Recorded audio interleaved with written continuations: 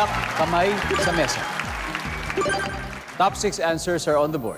Medyo weird kung isang buwan na nagde-date ang lalaki at babae pero hindi pa nila alam ang blank ng isa't isa. Brain. Ang last name? Yung last name. Weird nga talaga yun. Di ba? Good answer. Survey natin ba yan? Uy! Rain, pass or play? It's a play! Yeah, sir. Balik muna tayo. Tara. Iyan, medyo weird kung isang buwan na nagde-date ang lalaki pero hindi pa nila alam yung blank ng isa't isa. Zodiac sign. Zodiac sign.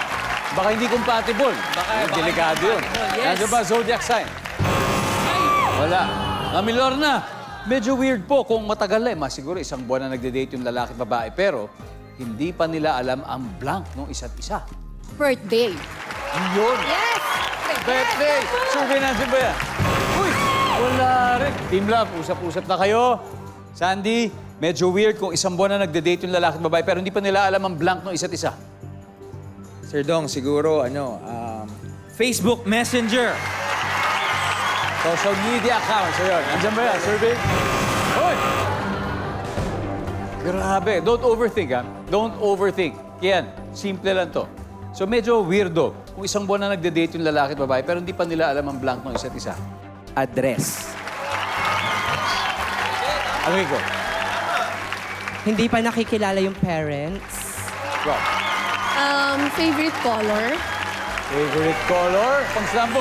Yeah, sir. Medyo weird. Kung isang buwan na nagde-date ang lalaki at babae, hindi pa nila alam ang blank ng isa't isa. Siyempre, papakinggan ko si Rob. Favorite color? Oh. Anong favorite color ni Rob? Actually,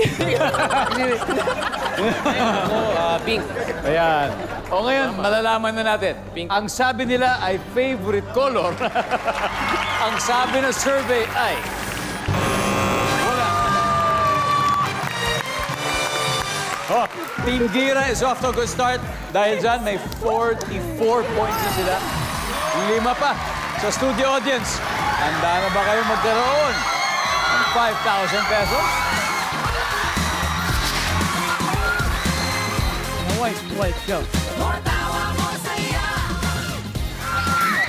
Hello? Hello po. Oh, ano pangalan mo? Karil Habon po. Karin. Opo. Okay, Karin.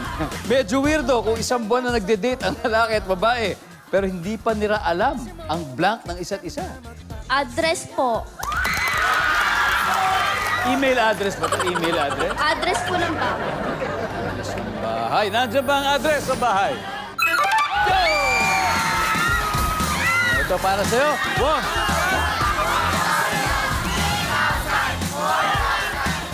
Thank you po! Congrats. Alright, let's see number 6. Ano ba yung number 6? Trabaho. Number 5. Number 4. Number 3.